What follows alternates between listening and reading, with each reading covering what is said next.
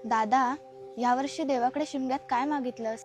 देवाकडे मागण्या इतका मोठा नाही आहे ग, पण देव जेव्हा घरात आलेला ना तेव्हा त्याला एकच बोललो, तू जसा दरवर्षी येतोस ना तसाच ये.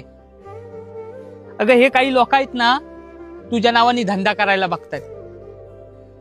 म्हणजे हा बरा आहे, ज्याच्याकडे पैसा आहे त्याच्याकडे पालखी एक एक तास थांबवणार आणि जो गरीब आहे त्याच्याकडे 5 मिनिटं थांबवून पुढे ढकलणार. अगं ह्या पालखीच्या मानपानानं इतकी भांडणं होतात ना की आजकाल काही गावात आहेत ना पालख्या बंद झाल्यात. मोबाईलच्या नादात आहे ना हा शिमगा कुठंतरी माग होत चाललाय. होणारच ना. जेव्हा एकीकडे होम चालू असतो तर दुसरीकडे पबजीच्या नावानं पोरा खेळत असतात. एकेकाली असा नव्हता.